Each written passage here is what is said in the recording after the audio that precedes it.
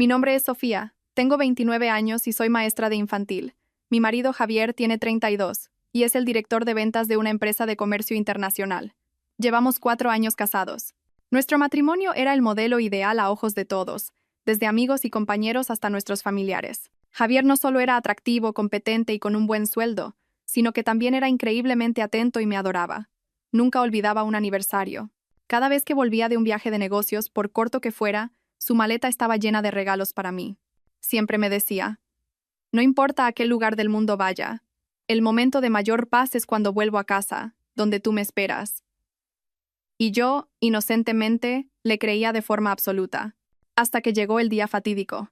Era nuestro 4º aniversario de boda. Me había pedido la tarde libre en el colegio para preparar una cena romántica. Fui personalmente al mercado para elegir las gambas más frescas y el solomillo de ternera más tierno. Los platos favoritos de Javier. También compré una botella de buen vino tinto y un ramo de rosas rojas aterciopeladas, las mismas flores que me regaló la primera vez que se me declaró.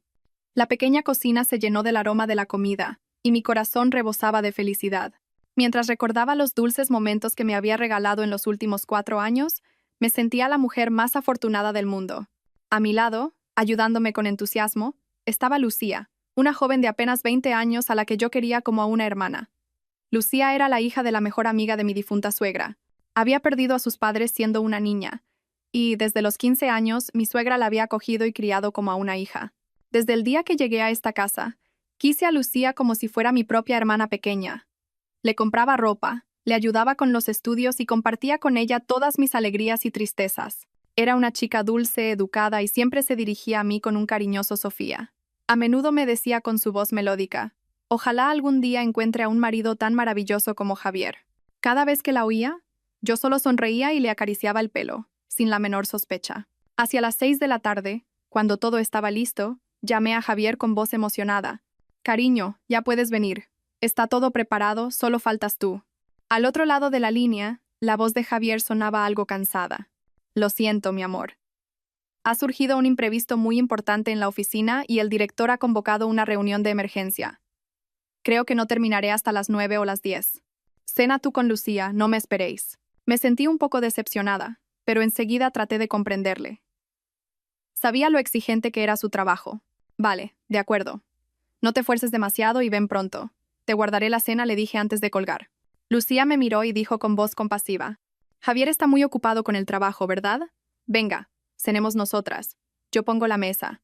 Asentí, tratando de reprimir un largo suspiro.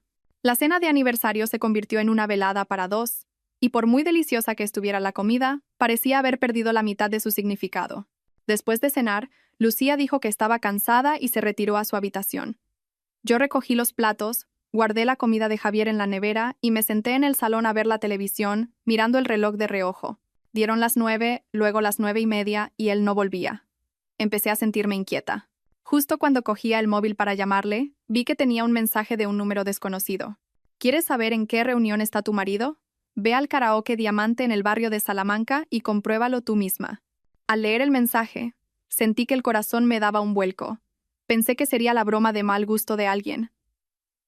Javier no era de ir a esos sitios. Sin embargo, una vaga inquietud comenzó a crecer en el fondo de mi mente. Traté de desechar la idea, diciéndome que debía confiar en mi marido. Pero 5 minutos después, llegó otro mensaje del mismo número. Esta vez, era una foto. Aunque estaba tomada desde lejos y un poco borrosa, reconocí la espalda de Javier. Estaba entrando en el karaoke, rodeando con el brazo los hombros de una mujer joven. Sentí como si alguien me estrujara el corazón. Amplié la imagen, pero el rostro de la mujer no se veía con claridad. La sangre me subió a la cabeza. Dejé de pensar. Me puse un abrigo a toda prisa.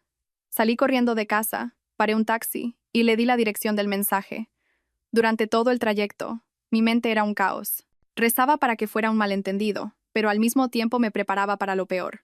Cuando el taxi paró frente al karaoke Diamante, vi su Mercedes negro aparcado fuera y sentí que las piernas me flaqueaban. Respiré hondo, intentando mantener la calma, y entré. La música estridente me aturdió. No sabía en qué sala estaba y no me atrevía a preguntar a los empleados. Simplemente deambulé por los pasillos, esperando encontrarle por casualidad. Justo cuando estaba a punto de rendirme y marcharme, oí su voz familiar procedente de una sala al final del pasillo. La puerta estaba entreabierta y me asomé. Estaba cantando con otros hombres y a su lado una joven le servía cerveza. No era la mujer de la foto. Por un instante mi corazón se alivió. Pensé que probablemente era una reunión de trabajo con clientes. No queriendo avergonzarle, me di la vuelta en silencio. Decidí volver a casa y esperarle. Llegué a casa cerca de las 11 de la noche. La casa estaba oscura y en silencio. Supuse que Lucía estaría profundamente dormida. Arrastré mi cuerpo cansado hasta el dormitorio para ducharme y prepararme para dormir. Pero al abrir la puerta de la habitación, la escena que se desplegó ante mis ojos me dejó helada en el sitio. Sobre nuestra cama de matrimonio, mi marido, el que me había mentido diciendo que estaba en una reunión, y Lucía, la hermana a la que tanto había querido y cuidado, estaban desnudos, devorándose el uno al otro. La botella de vino que había comprado para nuestra cena de aniversario rodaba por el suelo, y la caja de la tarta estaba tirada de cualquier manera. En ese instante, mi mundo se hizo añicos. Mis oídos zumbaban, mi corazón parecía haberse detenido, y el aire se quedó atascado en mi pecho.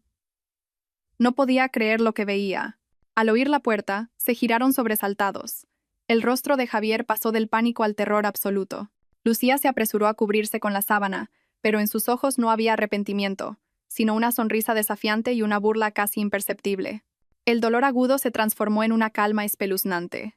No grité, no corrí a arañarles. Simplemente retrocedí en silencio, mirándolos con unos ojos fríos como el hielo.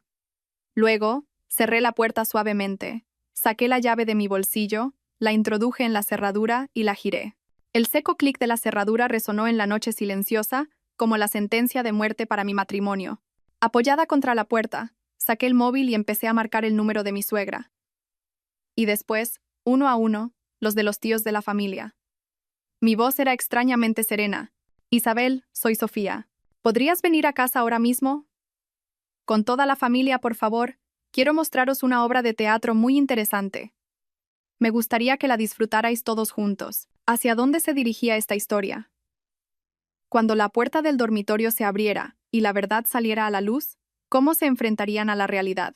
¿Y se escondería una conspiración aún más terrible detrás de esta descarada traición?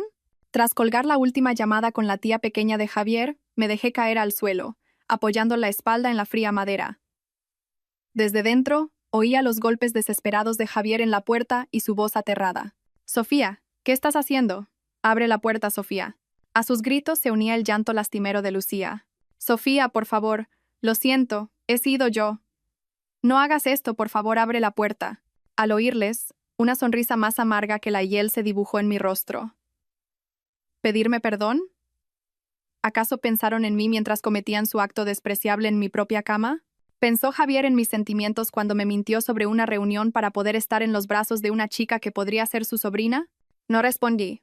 Dejé que gritaran y suplicaran en su desesperación. Quería que sintieran lo que era estar atrapados en su propia suciedad, que saborearan el pánico justo antes de que su pecado fuera expuesto ante toda la familia. Sentada en la oscuridad del pasillo, recordé los últimos años. Javier y yo nos conocimos en la fiesta de cumpleaños de un amigo común. Desde el primer momento, me sentí atraída por su aspecto elegante y su forma de hablar, inteligente y cálida. A él le pasó lo mismo. Dijo que le había impresionado mi sonrisa amable y mi dulzura. Nos enamoramos rápidamente, y nuestro noviazgo fue como un cuento de hadas. Siempre sabía cómo sorprenderme y me hacía sentir segura y protegida. Cuando me llevó a conocer a su madre, Isabel, le caí muy bien. Me cogió la mano y me dijo: «Se ve que eres una chica buena y sensata. Nuestro Javier tiene mucha suerte de haberte encontrado». Sus palabras me emocionaron profundamente, y creí que había encontrado al hombre y a la familia adecuados. Nuestra boda se celebró con la bendición de todos. Lloré el día de mi boda, no de tristeza, sino de pura felicidad. Me prometí a mí misma ser una buena esposa y una nuera devota, y así lo hice. Durante 4 años, cuidé este pequeño hogar con todo mi amor. Me ocupaba meticulosamente de cada comida y cada detalle para Javier. A mi suegra la traté mejor que a mi propia madre. Isabel sufría de un dolor de espalda crónico, y cada vez que el tiempo empeoraba, yo misma le daba masajes y le aplicaba ungüentos especiales. Recordaba todos sus gustos y costumbres. Como le encantaban las lentejas, aprendí a cocinarlas a la perfección, y como disfrutaba de la copla, le descargué docenas de canciones en el móvil. Creía sinceramente que si trataba a los demás con el corazón, recibiría lo mismo a cambio. Lucía se unió a nuestra familia aproximadamente un año después de casarnos. Su madre, la mejor amiga de Isabel, murió en un accidente de tráfico, dejándola sola. Isabel, diciendo que no podía dejar que la hija de su amiga sufriera, la trajo a vivir con nosotros. Admiré aún más a mi suegra por su acto de bondad, y sentí una profunda compasión por Lucía. La primera vez que la vi, era una niña delgada y morena, con una mirada siempre asustada. La acogí con los brazos abiertos. La traté como a la hermana que nunca tuve. Nunca le dejé llevar ropa usada, siempre la llevaba a comprar ropa nueva. Cuando vi que sus notas bajaban, le dedicaba tiempo cada noche para ayudarla con los deberes. Descubrí que tenía talento para el dibujo y la apunté a clases de arte. Mis sentimientos hacia ella eran completamente sinceros. Poco a poco, Lucía se volvió más guapa y extrovertida. Creció, su piel se aclaró y su rostro adquirió una belleza fresca. Nos quería mucho a Javier y a mí. A Javier le llamaba por su nombre con un cariño especial, y él también la trataba como a una hermana pequeña, dándole dinero y comprándole regalos. Cuando veíamos la tele en el salón, Lucía se acurrucaba a mi lado o se sentaba junto a Javier charlando sobre sus cosas del instituto. Yo contemplaba la escena con ternura, sin sospechar ni por un segundo de su relación. Confiaba ciegamente en mi marido y en la pureza de la niña a la que quería con todo mi corazón. Pero ahora, sentada en el frío suelo, todos esos cálidos recuerdos se transformaban en imágenes repugnantes y aterradoras. Recordé las veces que Lucía llevaba deliberadamente vestidos cortos, mostrando sus largas piernas delante de Javier. Recordé los momentos en que accidentalmente rozaba su cuerpo. Recordé las miradas furtivas que intercambiaban cuando pensaban que no les veía. Recordé que cada vez que Javier volvía de un viaje, junto con mi regalo, siempre había otro, caro, para Lucía. En aquel entonces solo pensé que era un hombre atento que cuidaba de su hermana. Pero ahora me daba cuenta de que era un favoritismo descarado. Había sido una completa estúpida.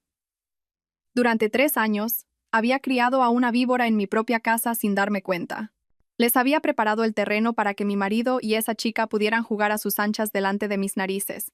El dolor y la rabia ardían en mi pecho, dejándome sin aliento. Unos 20 minutos después, oí el ruido de coches y motos fuera, seguido de un insistente timbre. Habían llegado. Respiré hondo, me levanté y me arreglé la ropa y el pelo. Mantente serena. Sé fuerte. No puedes mostrarte débil ante ellos. Bajé y abrí la puerta. Frente a mí estaban mi suegra Isabel, el tío pequeño de Javier con su mujer y la tía tercera. Sus rostros reflejaban preocupación y desconcierto. Mi suegra me agarró la mano con urgencia. Sofía, ¿qué pasa? ¿Por qué has llamado a toda la familia a estas horas? ¿Dónde está Javier? No respondí. Me hice a un lado y dije fríamente: Isabel y todos los demás, por favor, entrad primero. Cuando entréis, lo entenderéis todo. Conduje a toda la familia al segundo piso y me detuve frente a la puerta cerrada del dormitorio. Los sollozos del interior habían cesado. Quizás estaban agotados o, al sentir nuestra presencia, se dieron cuenta de que todo había terminado. La familia me miraba con extrañeza. Isabel, nerviosa, me sacudió por los hombros. Hija, habla. ¿Qué ocurre? ¿Por qué has cerrado la puerta con llave? ¿Están Javier y Lucía ahí dentro? La miré directamente a los ojos. Con una mirada que no olvidaría en su vida, dije, enfatizando cada palabra. Sí, así es, Isabel. Javier y Lucía están ahí dentro. Os he llamado a todos para que podáis presenciar la maravillosa obra de teatro que tu querido hijo y tu virtuosa hija adoptiva me han ofrecido. Al terminar, saqué la llave del bolsillo. En un silencio sobrecogedor, la introduje lentamente en la cerradura. El sonido metálico pareció especialmente agudo. La familia contuvo la respiración, con los ojos fijos en la puerta, y entonces giré la llave. La puerta se abrió lentamente, revelando la escena desnuda y sórdida de su interior. La tragedia de una familia estaba a punto de concluir, y al mismo tiempo, un secreto aún más terrible estaba a punto de desvelarse. Cuando la pesada puerta de madera se abrió por completo, la luz amarillenta del dormitorio expuso un espacio crudo y vulgar. Una mezcla nauseabunda de vino barato, el perfume penetrante de Lucía y el sudor de un hombre flotaba en el aire. Sobre la cama de matrimonio, decorada con las sábanas y cojines que yo misma había elegido, Javier y Lucía se revolvían torpemente entre el edredón. Javier, con la espalda cubierta de sudor, se ponía los pantalones a toda prisa, mientras Lucía, cubriéndose a duras penas con una fina sábana, mostraba su largo pelo revuelto y un rostro pálido como la cera. La visión fue como una cuchillada mortal en el corazón, no solo para mí, sino para todos los que estaban en la puerta. El primero en reaccionar fue el tío pequeño de Javier, un hombre de carácter fuerte pero justo. Con los ojos desorbitados, Señaló hacia el interior y gritó, con la voz temblando de ira, «Por Dios, Javier, ¿pero qué diablos estás haciendo?» La tía tercera ahogó un grito, llevándose las manos a la boca. Su mirada hacia mí estaba llena de compasión y vergüenza, pero ninguna reacción fue comparable a la de mi suegra Isabel. Se quedó paralizada, clavada en el sitio, mirando fijamente la escena. Su rostro estaba blanco, sus labios temblaban, pero no pronunció una sola palabra. Se tambaleó tanto que casi se cae si el tío no la hubiera sujetado. Yo esperaba que corriera a bofetear a su hijo o a maldecir a esa descarada hija adoptiva, porque Isabel siempre había sido una mujer estricta, que daba una enorme importancia a la moral y al honor de la familia. Siempre había enseñado a sus hijos a vivir con rectitud y honestidad. Pero me equivoqué. Tras unos segundos de shock, Isabel se soltó del brazo de su cuñado y entró tambaleándose en la habitación. Pero no fue hacia su hijo. Fue directamente hacia Lucía. Le arrancó la sábana con violencia y le dio una bofetada que resonó en toda la estancia. «Zorra despreciable. ¿Cómo te atreves a seducir a tu hermano?» Lucía, cubriéndose la cara, sollozó y balbuceó. «No he sido yo, señora. Ha sido Javier. Él me ha forzado». En ese momento, Javier, ya vestido, corrió a arrodillarse a los pies de su madre, llorando a gritos. «Mamá, lo siento. Todo ha sido culpa mía. Estaba muy borracho. No sabía lo que hacía. Por favor, perdóname, mamá». Desde la puerta, yo observaba su patética actuación con los brazos cruzados. Era ridículo. ¿Borracho? Un hombre como Javier, con su aguante para el alcohol, iba a perder el control con unas copas de vino hasta el punto de no saber lo que hacía. ¿Forzada? Si la hubiera forzado, ¿por qué no había ni un solo rasguño en el cuerpo de Lucía? ¿Por qué la ropa de ambos estaba cuidadosamente doblada en un rincón de la habitación? ¿Nos tomaban a todos por idiotas? El tío y la tía también se dieron cuenta de la farsa. El tío rugió. ¿Borracho? Déjate de excusas estúpidas. Mírate. ¿Acaso eres una persona? ¿Con todo lo que Sofía ha hecho por ti y por esta familia, te atreves a cometer esta atrocidad? Ante tal reprimenda, esperaba que mi suegra se enfureciera aún más. Pero, de nuevo, me equivoqué.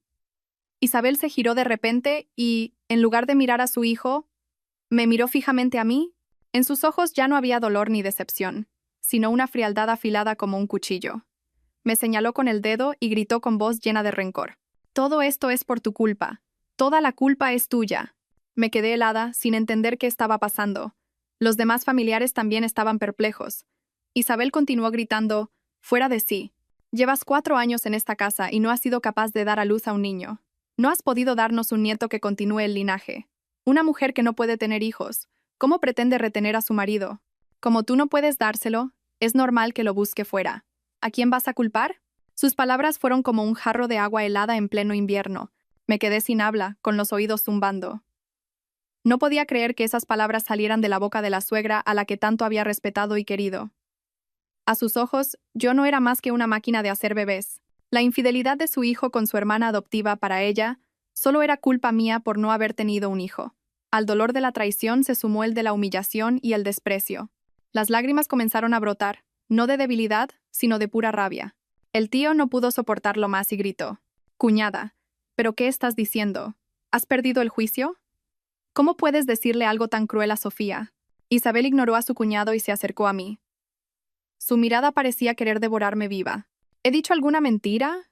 ¿O es que estás sorda? Mira a Lucía, tan joven y fresca. ¿Y tú qué eres? No eres más que una gallina clueca que no pone huevos. Tras decir esto, se volvió hacia su hijo. Lo levantó y con una voz extrañamente suave, dijo, «Javier, levanta. Que un hombre tenga una amante no es nada nuevo.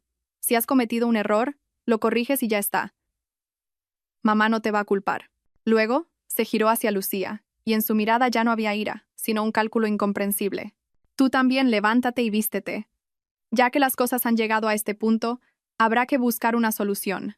Los familiares estaban atónitos ante el cambio de 180 grados de Isabel. Nadie podía entender cómo podía perdonar un pecado tan atroz con tanta naturalidad. Incluso Javier y Lucía parecían confundidos. Pero en ese momento, sentí que algo no cuadraba. Ese perdón era demasiado irracional. La reacción de Isabel no era la de una madre enfadada por el error de su hijo, sino la de alguien que intentaba desesperadamente ocultar algo mucho más grande, un secreto mucho más terrible. ¿Por qué insistía tanto en que yo no podía tener hijos? ¿Por qué aceptaba tan fácilmente esta relación ilícita? ¿Por qué miraba a Lucía con esa mirada calculadora? 1000 preguntas cruzaron mi mente.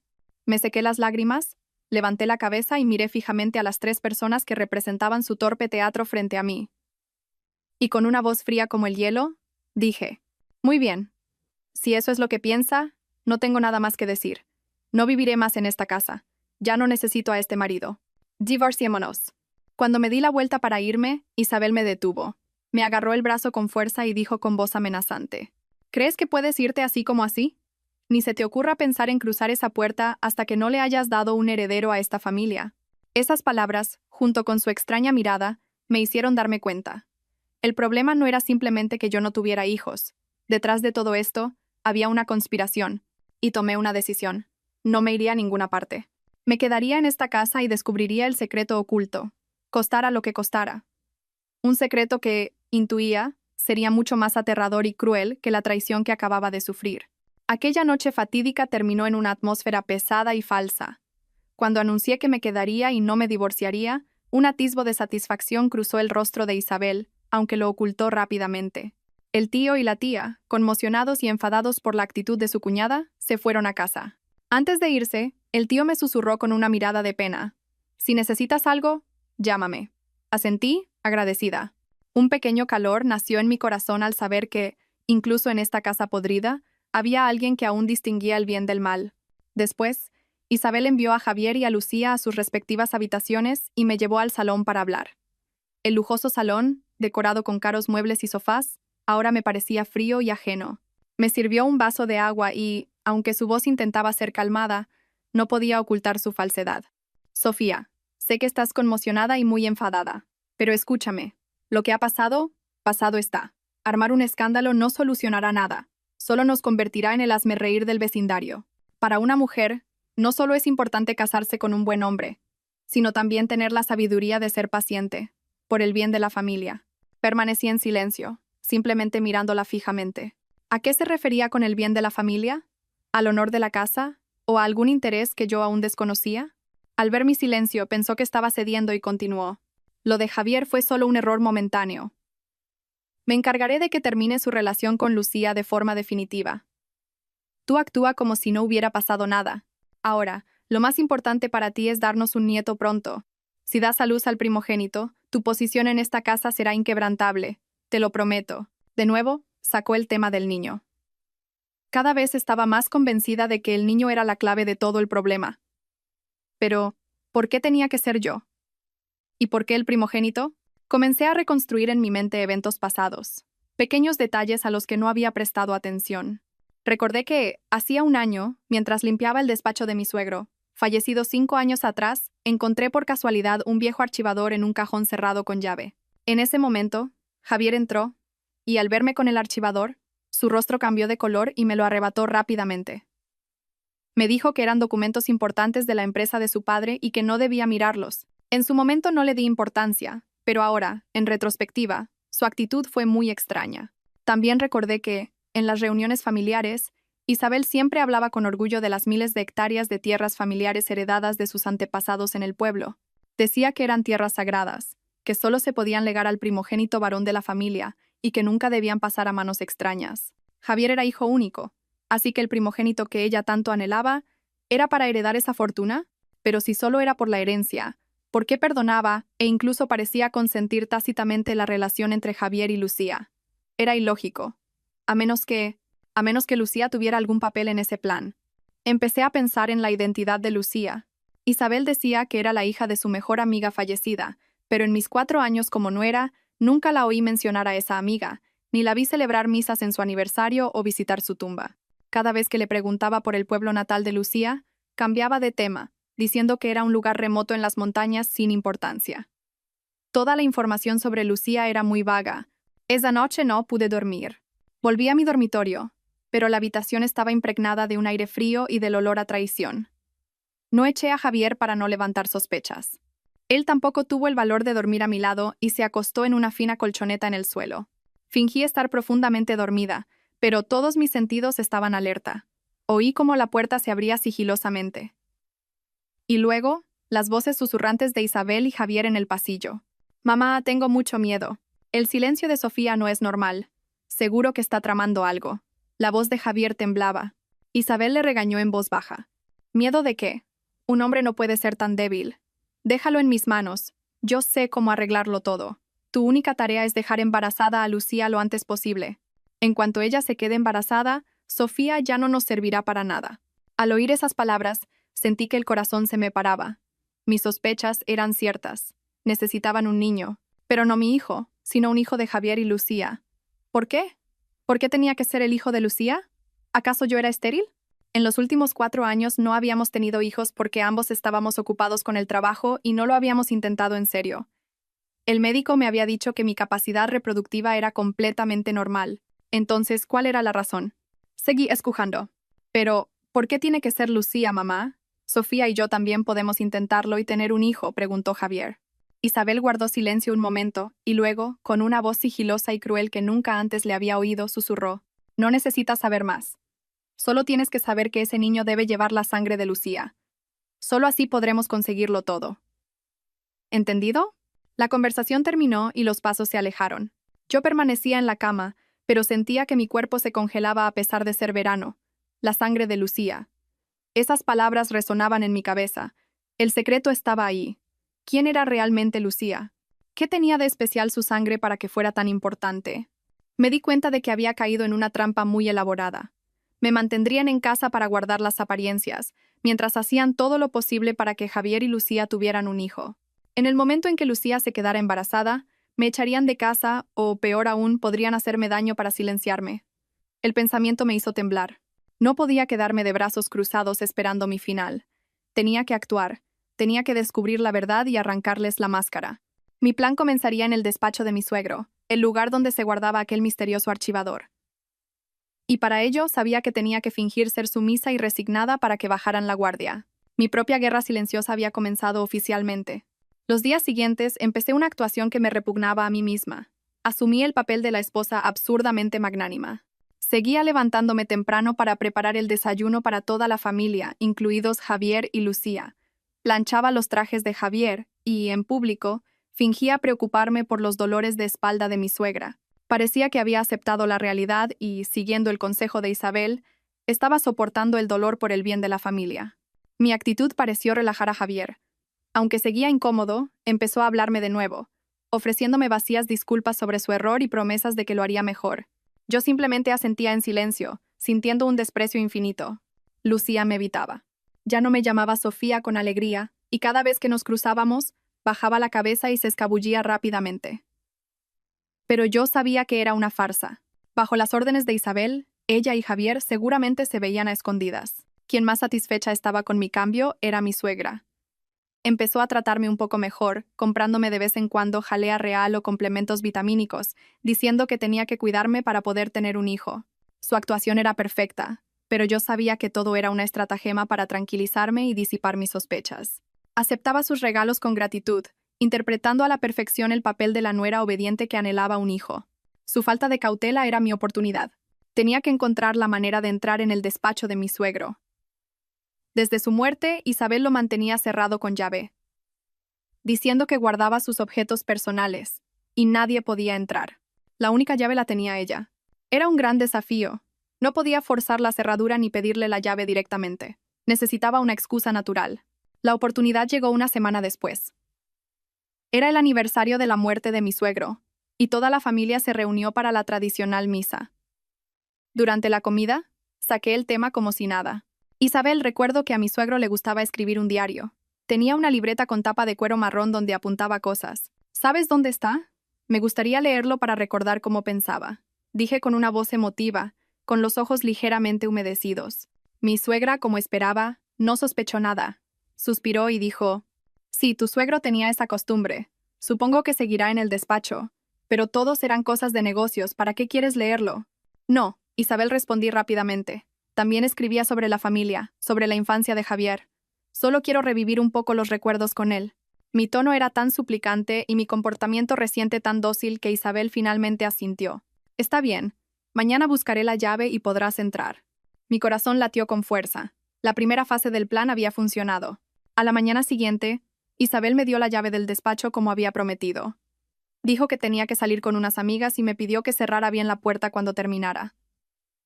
Era la oportunidad perfecta. En cuanto se fue, entré en la habitación. Estaba impecablemente ordenada. No tenía mucho tiempo.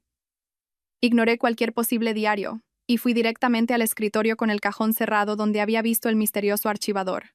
Probé varias llaves pequeñas del llavero de Isabel y por suerte una de ellas abrió el cajón. Dentro, el archivador seguía allí. En la portada, solo ponía «Documentos confidenciales familiares». Con manos temblorosas, lo abrí.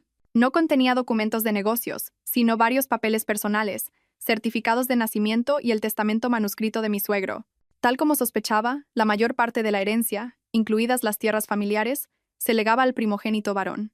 Pero lo que me dejó horrorizada fue una cláusula al final del testamento, escrita con una tinta diferente, como si se hubiera añadido más tarde.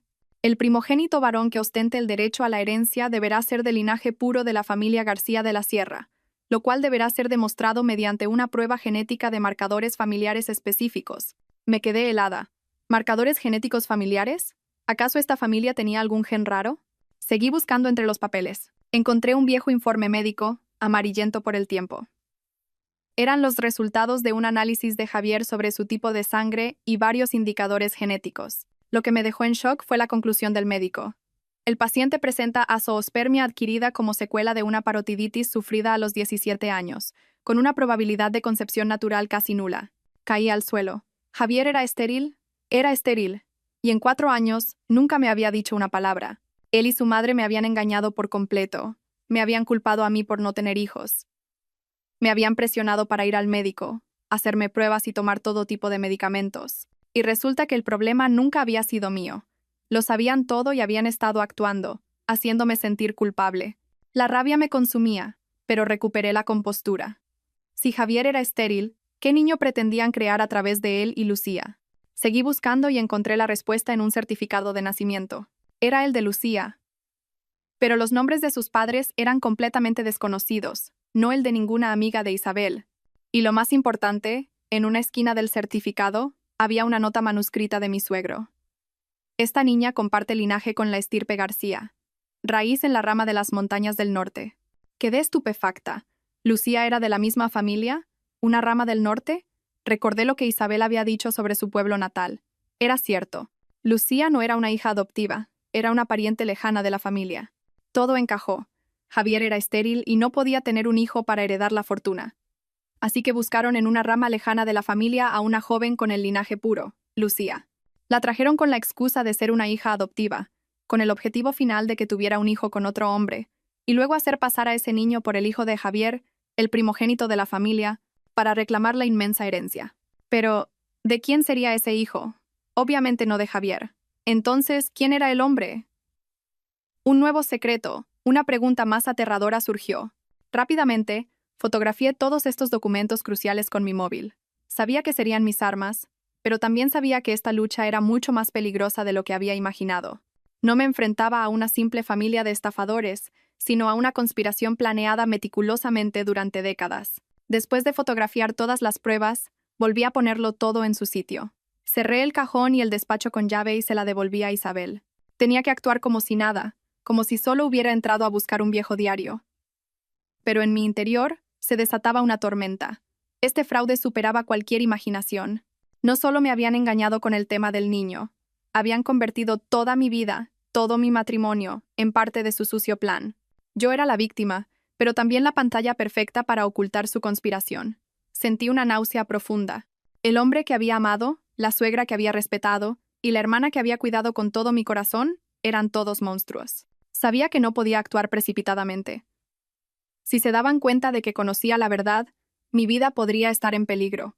Una familia capaz de planear algo tan cruel y elaborado durante años no dudaría en eliminar cualquier obstáculo.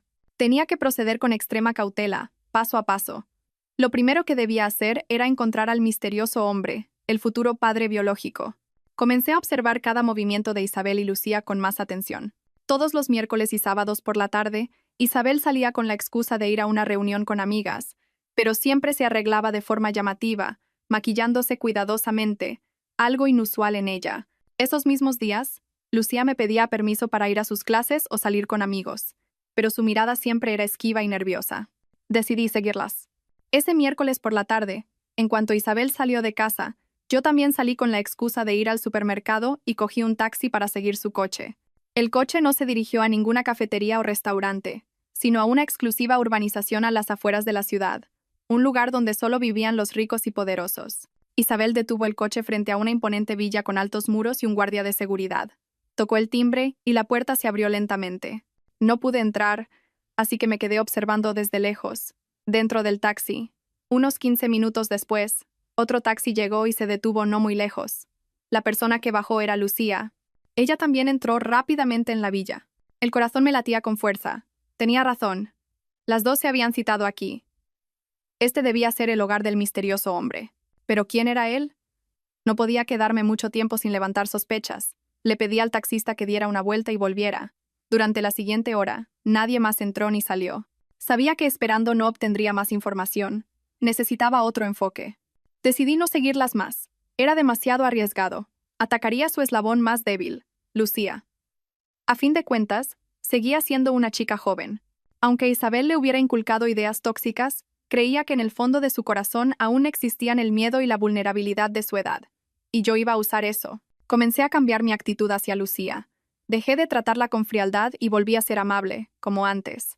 Le compré un vestido nuevo que le gustaba y cociné su comida favorita. Fingí que la había perdonado por completo y que la aceptaba como la futura amante de Javier. Al principio, Lucía estaba muy recelosa y me evitaba, pero como yo era genuinamente amable y no hacía nada extraño, poco a poco bajó la guardia. Una noche, cuando estábamos solas en casa, la llamé a mi habitación para hablar. Le serví un vaso de leche caliente y le dije con voz suave: Lucía, sé que has estado bajo mucha presión. He pensado mucho y creo que quizás no es solo culpa tuya y de Javier. Quizás yo también tengo parte de culpa. Que no pueda tener hijos es un gran defecto. Mentí a propósito para ver su reacción. Y como esperaba, al culparme a mí misma, un atisbo de culpa apareció en sus ojos. Continué con una voz llena de compasión. Sé que haces todo esto porque Isabel te lo ha pedido, por el bien de la familia. Pero, ¿has pensado en tu futuro? El niño que nazca no será de Javier, y tendrás que vivir una mentira toda tu vida. ¿De verdad quieres vivir así? Lucía bajó la cabeza, entrelazando las manos. Vi cómo sus hombros temblaban ligeramente. Sabía que había tocado su punto débil. Le puse una mano en el hombro y la consolé. No te digo esto para culparte. Lo hago porque te considero mi hermana. No quiero que tomes un camino equivocado y te arrepientas después. Ese hombre, el hombre con el que te estás viendo, ¿de verdad te quiere? ¿O solo te ve como un instrumento para tener un hijo? Ante esas palabras, Lucía rompió a llorar. Las lágrimas de rabia y miedo, contenidas durante tanto tiempo, finalmente estallaron. Entre sollozos, me dijo con voz entrecortada: Tengo miedo, Sofía. Yo tampoco quiero. Pero la señora Isabel dijo que si no hacía lo que me ordenaba, no me dejaría en paz. Ese hombre es muy mayor y me da mucho miedo. El corazón se me encogió. ¿Un hombre mayor? Un plan tan cruel como para obligar a un adolescente a acostarse con un hombre que podría ser su padre. Abracé a Lucía y le acaricié la espalda. Tranquila, estoy aquí. Dime quién es. Confía en mí. Te ayudaré a salir de este infierno. Con mi consuelo y mi promesa, Lucía finalmente me confesó la verdad. El hombre era Arturo Vargas, un poderoso empresario y antiguo socio de mi suegro. Era rico y poderoso, pero con una vida personal muy turbia. Y lo más terrible, era un pariente lejano de mi suegro y por lo tanto, también portador de los marcadores genéticos familiares. La última pieza del rompecabezas encajó. El plan de Isabel era utilizar a un pariente de la misma sangre para crear un heredero de linaje puro, engañar a todos y apoderarse de la herencia. Tenía la información que necesitaba, pero sabía que la palabra de Lucía no sería suficiente como prueba legal. Necesitaba algo más concluyente. Pruebas de la relación entre Lucía y el señor Vargas. Y entonces, ideé un plan muy audaz. No solo arrastraría a la familia de mi marido al abismo, sino también a ese hombre poderoso. Le dije a Lucía: la próxima vez que vayas a verle, haz exactamente lo que yo te diga. La trampa perfecta estaba preparada. Y sabía que, en cuanto un solo pez picara el anzuelo, toda la red criminal sería levantada. Sabía que hacer de Lucía mi aliada era una apuesta arriesgada. El miedo podría hacer que me traicionara en cualquier momento. Pero no tenía otra opción. Le expliqué que si continuaba por ese camino, su vida quedaría destrozada. Sería utilizada como una simple incubadora y desechada sin piedad una vez cumplida su misión. Sin embargo, si me ayudaba, le prometí abrirle un camino para escapar de las garras de Isabel y Arturo Vargas y empezar una nueva vida. El miedo, junto con un rayo de esperanza, hizo que Lucía aceptara colaborar. Mi plan era simple, pero requería una precisión absoluta. Le di a Lucía un botón con una microcámara oculta y una grabadora de audio. La próxima vez que te veas con Vargas, coloca este botón discretamente en un lugar visible de su dormitorio, como en una cortina o en el bolsillo de una chaqueta, y mantén esta grabadora siempre encendida en tu bolsillo, le instruí. No tienes que hacer nada más, solo actuar como siempre. Yo solo necesito el video y el audio como prueba. En cuanto lo consiga, te sacaré de aquí. Lucía asintió, temblando. En su rostro, junto al miedo, había una pizca de determinación. El día señalado llegó. Era sábado por la tarde. Isabel volvió a salir con la excusa de ir a misa, pero yo sabía que iba al lugar de la cita para prepararlo todo. Lucía también se puso un vestido nuevo, se maquilló ligeramente y salió de casa. Mi corazón latía desbocado. Esperé en casa, con el alma en vilo. Cada segundo se sentía como una eternidad. Si el plan salía mal y descubrían a Lucía, las consecuencias serían inimaginables. Ya había preparado una pequeña bolsa con mis ahorros, algo de ropa y nuestros documentos de identidad. Si el plan funcionaba, nos iríamos de la ciudad esa misma noche. También había contactado con el tío Miguel, contándole parte de la verdad. Omití la infertilidad de Javier para no causarle un shock que le hiciera actuar precipitadamente, y solo le dije que Isabel estaba obligando a Lucía a hacer algo terrible y que necesitaba su ayuda para escapar con ella. El tío no hizo muchas preguntas, solo me dijo que le llamara cuando lo necesitara. Unas 2 horas después, Lucía regresó. Su rostro estaba pálido, sin una gota de sangre, y caminaba como un autómata. Corrí a ayudarla, la llevé a su habitación y cerré la puerta con llave. ¿Cómo ha ido? ¿Ha pasado algo? Lucía, sin decir palabra, me entregó el botón y la grabadora con manos temblorosas. Luego se desplomó en el suelo y rompió a llorar desconsoladamente. La abracé, consolándola. Tranquila. Ya ha pasado todo. Lo has hecho muy bien. Esperé a que se calmara un poco y le pregunté qué había ocurrido. Me contó que hoy Arturo Vargas parecía más apurado de lo normal y que Isabel también estaba allí. Les metió prisa para obtener resultados pronto y obligó a Lucía a beber algo que llamó una infusión para la fertilidad delante de ellos. Al oír eso, me quedé helada. ¿Podían ser tan crueles e inhumanos? Inmediatamente, conecté la cámara y la grabadora al ordenador. Cuando apareció el primer vídeo, sentí que el corazón se me salía del pecho. Lucía había colocado hábilmente la cámara en el borde de la pantalla de una lámpara junto a la cama, captando un ángulo que mostraba casi toda la habitación y la gran cama. El vídeo grabó la sórdida escena entre Lucía y Vargas, con claras evidencias de coacción. Lucía yacía inmóvil como un tronco, mientras Vargas actuaba con brutalidad. La grabación de audio fue aún más reveladora. Pude escuchar toda la conversación entre los tres. La voz de Isabel era fría y calculadora. «Señor Vargas, tenemos que darnos prisa. Esa zorra de Sofía está empezando a sospechar. No tenemos mucho tiempo. En cuanto Lucía se quede embarazada, diremos que hemos adoptado al hijo de un pariente lejano en apuros. Cuando el niño crezca un poco, anunciaremos que es el hijo biológico de Javier, y por tanto, el heredero de la familia. Entonces, el testamento entrará en vigor y la herencia será nuestra. No se preocupe, ni usted ni el niño serán olvidados». La voz de Vargas era arrogante y lasciva.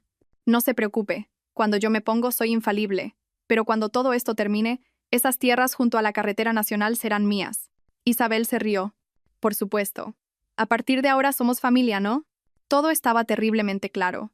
Era un contrato repugnante, sellado con el cuerpo de una joven y el futuro de un niño nonato. Guardé todos los archivos de prueba en un USB y en varias nubes de almacenamiento. Sabía que había llegado el momento decisivo. No podía perder ni un segundo más. Le dije a Lucía: «Haz la maleta, nos vamos ahora mismo». Llamé al tío Miguel y le di el punto de encuentro. Luego, dejé una breve nota sobre el tocador de mi dormitorio. No era para Javier, sino para Isabel. «Isabel, para cuando leas esto, Lucía y yo estaremos muy lejos. Ya no puedo seguir viviendo en medio de este engaño y crueldad. Lo sé todo.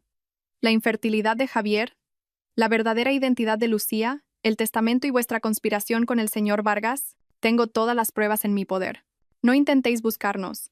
Si intentáis hacernos algún daño, todas estas pruebas serán enviadas a la policía y a la prensa. Entonces, no solo el honor de esta familia, sino también los negocios del señor Vargas, quedarán reducidos a cenizas. Tomadlo como una advertencia. Después de escribir la nota, salí sigilosamente con Lucía de la casa que había sepultado 4 años de mi juventud y mi confianza. Nos encontramos con el tío Miguel en el lugar acordado. Ya tenía un coche preparado. Al ver el estado catatónico de Lucía, no preguntó nada, solo dijo: «Subid al coche. Os llevaré a un lugar seguro». El coche se alejó, dejando atrás una ciudad llena de engaños y dolor. Miré por última vez hacia aquella urbanización. En mi corazón no había ni una pizca de nostalgia, solo alivio y una firme determinación. La guerra no había terminado. Esto era solo una retirada estratégica. El siguiente paso sería el contraataque. Un contraataque que les haría pagar un alto precio por todo lo que habían hecho. El tío Miguel nos llevó a un pequeño pueblo costero a más de 300 kilómetros de la ciudad. Nos alquiló una modesta pero limpia casa de una planta en una calle tranquila. Antes de irse, me dio algo de dinero, y me dijo que me quedara allí un tiempo hasta que las cosas se calmaran. Me aseguró que él se encargaría de los asuntos familiares y que le llamara si necesitaba algo. Le di las gracias una y otra vez. En ese momento, su ayuda fue como un salvavidas en medio de un diluvio. Los primeros días en aquel lugar desconocido fueron tranquilos. Lejos de la pesadilla de Isabel y Arturo Vargas, Lucía comenzó a recuperarse mentalmente. Ya no era la chica asustadiza y cohibida, poco a poco recuperó su brillo. Ayudaba en las tareas de la casa, cocinaba, y a veces, incluso tarareaba alguna canción. Verla así me aligeró el corazón. A fin de cuentas, ella también era una víctima en toda esta historia. Pero no me permití descansar. Sabía que Isabel y Vargas no se rendirían fácilmente. Mi carta podría intimidarlos por un tiempo, pero con su poder y su dinero, no tardarían en encontrarnos. Tenía que ir un paso por delante. Comencé a trazar un plan de contraataque meticuloso. No quería simplemente resolverlo todo por la vía legal. Sabía que gente como Vargas podía convertir lo negro en blanco con dinero. Quería un castigo que les arruinara la vida, que les hiciera perder todo lo que tanto se esforzaban por proteger, su honor y su fortuna. Mi plan constaba de 3 fases. Cortina de humo. Provocar la discordia interna entre ellos. Tormenta mediática. Filtrar pruebas selectivas para desatar el caos en la prensa. Golpe de gracia legal. Dar el golpe final a través de la justicia. Empecé con la primera fase. Usando un teléfono de prepago, envié un mensaje anónimo a la esposa de Arturo Vargas, una mujer conocida por su arrogancia y sus celos. El mensaje era simple. Señora, ¿sabe que su marido planea tener un hijo con una chica que podría ser su hija para usarla como vientre de alquiler? Pregúntele por su relación con la familia de Isabel García y una chica llamada Lucía. Estaba segura de que este mensaje prendería la mecha en un polvorín. Al mismo tiempo, envié otro mensaje a Javier. ¿Sabes que tu madre y Arturo Vargas te están engañando? El hijo que tenga Lucía será el único heredero. Tú, siendo estéril, no eres más que una marioneta. Ten cuidado de que tu propia madre no te deseche cuando ya no le sirvas. Sabía que Javier era débil y fácil de influenciar, y este mensaje sembraría la semilla de la duda y la confusión en su mente. Como esperaba, 2 días después, recibí una llamada preocupada del tío Miguel. Sofía, la casa es un caos. La mujer de Vargas se presentó aquí gritando e insultando. Decía que mi cuñada se había aliado con su marido para engañarla. Javier lleva días como un alma en pena. Tuvo una gran pelea con Isabel y ella acabó ingresada en el hospital por el disgusto. Al oír sus palabras, sonreí con frialdad. Era exactamente lo que quería. Con el caos interno, no tendrían tiempo para ocuparse de mí. Tras sembrar la confusión, pasé a la segunda fase. Creé una cuenta de correo electrónico anónima y envié a varios periodistas de investigación que conocía parte del vídeo comprometedor, con la cara de Lucía pixelada, y el archivo de audio de la conversación entre Isabel y Vargas. No revelé identidades concretas. Solo di pistas vagas sobre un magnate inmobiliario y una conspiración para usurpar una herencia mediante un vientre de alquiler. Sabía que los periodistas eran lo suficientemente astutos como para tirar del hilo con esa pequeña información. Los resultados fueron más rápidos de lo que esperaba. Una semana después, un importante diario digital publicó un artículo con un titular sensacionalista: Escándalo. Un conocido empresario y su supuesto plan de vientre de alquiler con una familiar. ¿Una trama despiadada por la sucesión? Aunque el artículo no daba nombres, todos los detalles coincidían sorprendentemente con la historia de Vargas y mi familia política. La noticia se convirtió en una tormenta viral en las redes sociales, y la opinión pública empezó a exigir que se revelaran las identidades de los implicados. Las acciones de la empresa de Vargas comenzaron a desplomarse. Sabía que el pez había mordido el anzuelo. Ahora sí. Isabel y Vargas empezaron a sentir el verdadero pánico. Ya no tenían tiempo para buscarnos. Tenían que gestionar una crisis mediática. Recibí una llamada de Javier. Al otro lado, su voz estaba llena de desesperación y súplica. Sofía, por favor. Por favor, para allá. Te daré lo que quieras. Dinero, la casa, lo que pidas. Pero por favor, salva a esta familia. Me reí. ¿Salvaros? Cuando vosotros me empujabais al infierno, ¿quién pensó en salvarme a mí? Ahora ya es demasiado tarde. Colgué y bloqueé su número.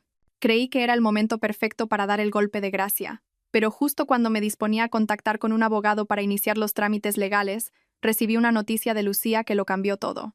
Entró corriendo en la habitación, pálida como un fantasma, con un test de embarazo temblando en su mano. Mostraba dos líneas nítidas. Estaba embarazada. El niño que tanto anhelaban Isabel y Arturo Vargas, el niño que era el centro de toda la conspiración, estaba ahora en el vientre de mi única aliada. La situación se había vuelto exponencialmente más compleja y peligrosa. ¿Sería este niño mi arma definitiva o mi punto débil fatal? Con el test de embarazo de 2 líneas en la mano, mi mente era un torbellino. Todos los planes que había trazado parecían desmoronarse. Ese niño era el fruto de un crimen y una coacción, pero al mismo tiempo era una vida inocente. Vi a Lucía acurrucada en la cama, llorando en silencio. Su joven rostro estaba lleno de miedo, confusión y desesperanza. Sabía que no podía flaquear. Yo era su único apoyo. Me acerqué a ella y rodeé sus hombros temblorosos. No llores. Estoy aquí. Todo se va a solucionar.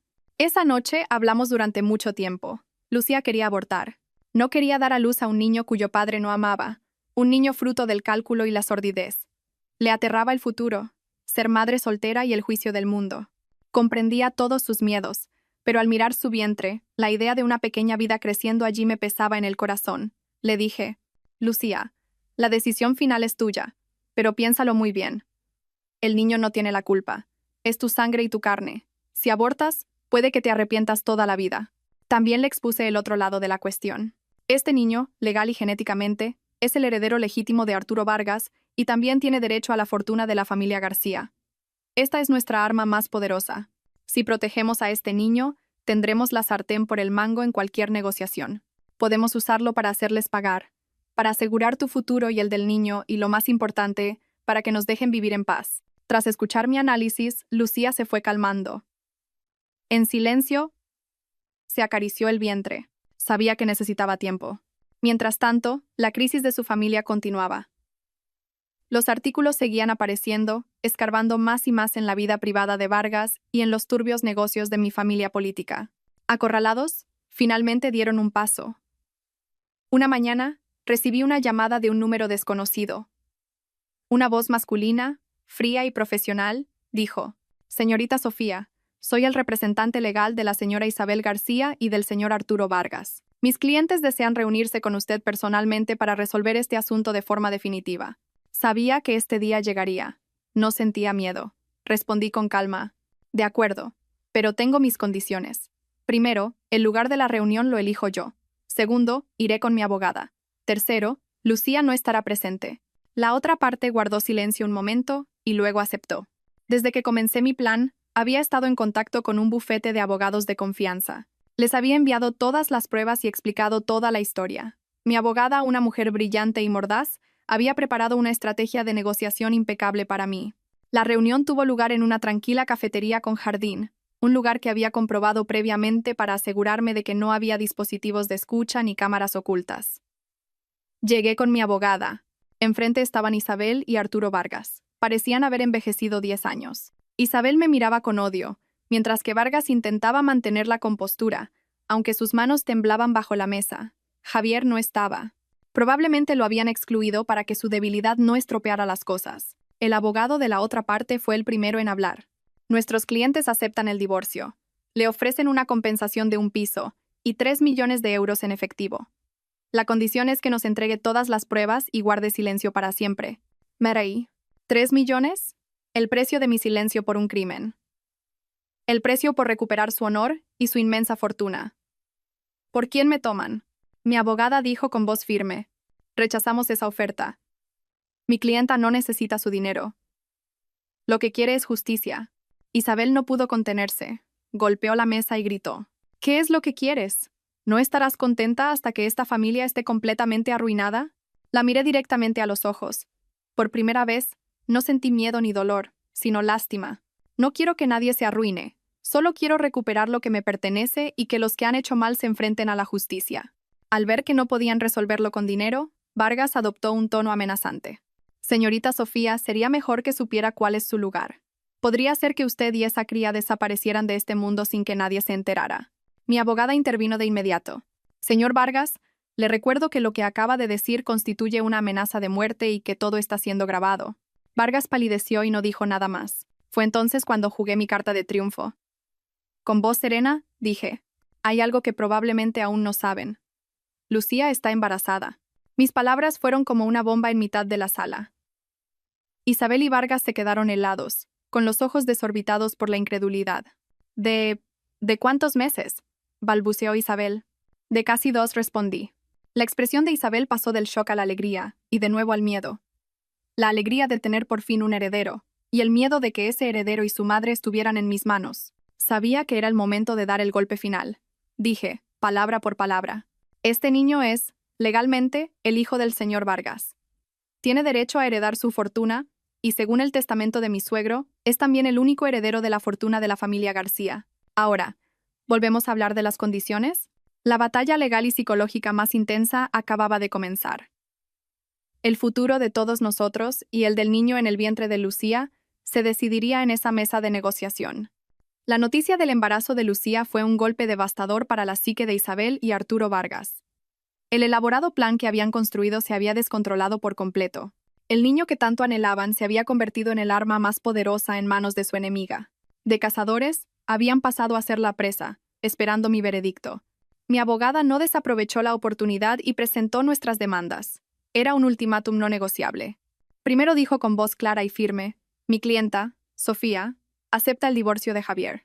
La mitad de todos los bienes gananciales acumulados durante el matrimonio, es decir, el chalet en el que residen, y la mitad de todos los fondos y propiedades a nombre de Javier pasarán a ser propiedad de Sofía. Esto es una compensación por el sufrimiento mental y el engaño que ha soportado durante 4 años. Isabel intentó protestar, pero mi abogada la detuvo con un gesto y continuó. Segundo, y lo más importante, el asunto del niño. Lucía dará a luz al niño. El padre biológico, el señor Arturo Vargas, se hará cargo de todos los gastos de manutención desde el embarazo hasta que el niño cumpla 18 años. La pensión se calculará en base a los ingresos y el patrimonio del señor Vargas, y deberá ser aprobada por un tribunal. Isabel y Vargas se miraron con ojos calculadores. Probablemente pensaron que era algo que podían resolver con dinero. Pero mi abogada no había terminado. Tercero, tras el nacimiento del niño, la señorita Lucía tendrá la custodia y patria potestad exclusiva. El señor Vargas podrá ejercer su derecho de visita según lo estipulado por la ley, pero no podrá, bajo ningún medio, intentar arrebatarle la custodia. En cuanto a la herencia, el niño será el heredero legal del señor Vargas y, al mismo tiempo, como primogénito varón con los marcadores genéticos de la familia García, será el único heredero de todos los bienes estipulados en el testamento. Sin embargo, toda esa fortuna será administrada por un tercero de confianza designado por nosotros, una empresa fiduciaria, hasta que el niño cumpla 21 años. La tutora, Lucía, recibirá una asignación mensual de los ingresos generados por dicho patrimonio para sus gastos, y nadie, incluida la señora Isabel, tendrá derecho a intervenir. Este fue el golpe más letal. El plan de toda la vida de Isabel era apoderarse de esa fortuna. Ahora, como ella deseaba, la herencia iría al primogénito, pero ella no podría tocar ni un solo céntimo. La fortuna sería gestionada por una entidad independiente, y los beneficiarios directos serían Lucía y su hijo, a quienes ella había tratado como meros instrumentos. El rostro de Isabel se tornó lívido. Jadeó, me señaló y gritó con rencor. Eres una víbora malvada. Yo simplemente la miré sin decir nada. Comparado con lo que ella nos había hecho a Lucía y a mí, ¿qué era esta maldad? Finalmente, mi abogada presentó la última condición. Y cuarto, una vez que todos estos acuerdos estén firmados y tengan validez legal, todas las pruebas que poseemos serán selladas en nuestro bufete. Sin embargo, si en el futuro la señorita Sofía o la señorita Lucía y su hijo sufren algún tipo de daño, amenaza o acoso, todas esas pruebas serán entregadas inmediatamente a las autoridades competentes. Y entonces, ustedes dos no solo se enfrentarán a la ruina, sino también a una pena de prisión. Acorralados y sin salida, Isabel y Arturo Vargas finalmente tuvieron que aceptar todas las condiciones. Una semana después, todos los documentos del acuerdo fueron firmados en presencia de los abogados de ambas partes y notariados. Me divorcié oficialmente de Javier y salí de ese matrimonio con la cabeza bien alta.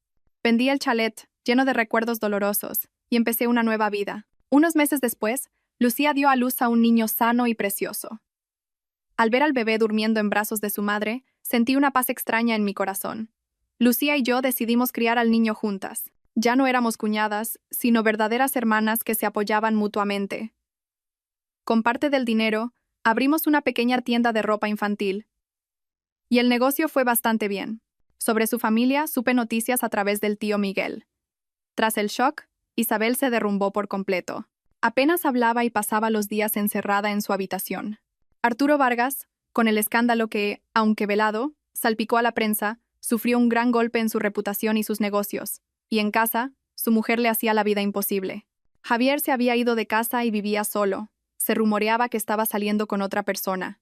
Su vida probablemente quedaría para siempre como la de un hombre que, bajo la sombra de su madre, nunca fue capaz de decidir su propio destino.